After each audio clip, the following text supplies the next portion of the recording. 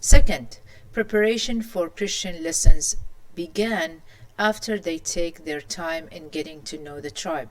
It may take anywhere from 8 months to 2 years before they start their real evangelical work. Interestingly, most of these tribes have never heard about the Bible or the gospel message. Missionaries work to build a complete plan to reach the hearts of the tribes.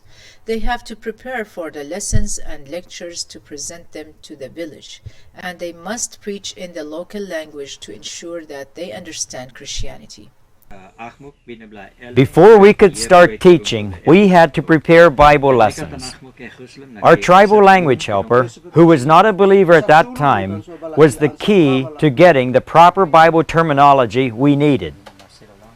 Even before we started to teach, the Mook seemed to sense a wonderful message was coming. When the teaching finally started, the entire village of 310 people gathered. We never mentioned Jesus Christ until after 2 months of teaching Old Testament foundational stories. The first day, we began by showing them a map of their village. Then we showed them where the surrounding Mook villages were located on that map. From this point, we explained to them progressively where they were located in relationship to the neighboring tribal groups, where in the province they were located, where the province was located in the country of Papua New Guinea, and where Papua New Guinea was in relationship to Australia, Japan, United States, and Israel. Then we explained how the Bible, God's talk, many years ago had come from Israel to Europe and then around the world and was now coming to them, the Mook people.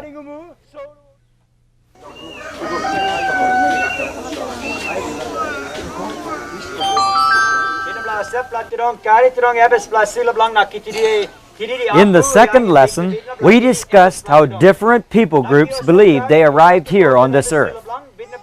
The Mook people believed they were created by 2 different birds. When we told them that some people in our country believed they evolved from an ape-like creature, they said, "They're stupid." We asked them, "Out of all of these beliefs, which one is correct?" And they said, "We don't know." Then we told them, "This is why God has given His written word to mankind, and it never changes." Third, telling stories from the Old Testament. And they go through different phases. Phase 1, identifying the missionaries call all the people of the village at their available time, usually in the afternoon, and start presenting the stories of the Old Testament, starting from Adam, then Noah, Moses, Joshua, etc. They do not mention anything about the story of Jesus Christ, but rather are paving the way for it. Missionaries present to the people a map showing the location of the village and the villages around them. They also show them how far they are from the country of the missionary and Israel. Phase 2, missionaries explain about the different people groups in the world, their appearances and cultures in a simple way that can be understandable for the villagers. The missionaries tell the villagers that some people think they come from a monkey or an animal, but then they say that's why God sent His word in written form to the people and that it is unchangeable. Then they identify God to the villagers. They talk about His names and attributes, His creation, angels, and including the fallen angels, Satan's, and the concept of heaven and hell.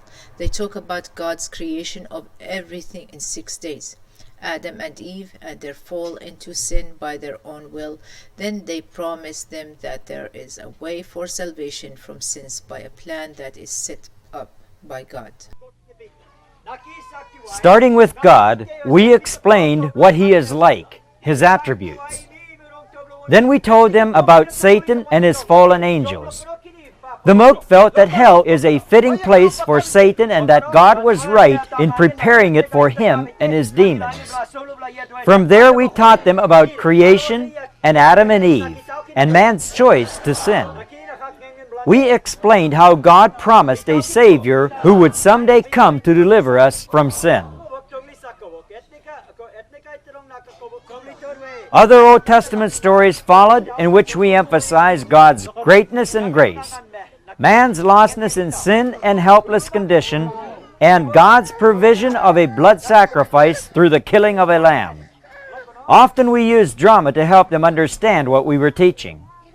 When we told how God asked Abraham to sacrifice Isaac, it presented a dilemma. Phase 3, they tell the stories of the Old Testament, and they focus on the sacrifices that people would do for the expiation for sins. They convey that there is no forgiveness from God except by bloodshed. Most of the time, missionaries use plays and skits to help people understand the stories. They train some people from the village to do role playing. For example, a father can participate in a play as Abraham in the story of him and his son when they went to the mountain to sacrifice his son. They focus on the story of salvation and that the Savior will be from the offspring of Abraham and Israel. Then they continue with stories of the Old Testament in historical order until they reach to the story of Jesus Christ. Abraham was obviously a godly man, so he would obey God. But it was through Isaac that the Savior of the world was promised to come. I knew that somehow Abraham would obey, but God must save Isaac's life, perhaps with a substitute lamb. Before we finish the story, 4 different men individually suggested that Abraham would obey God, but God would somehow intervene and save Isaac's life by providing a substitute lamb.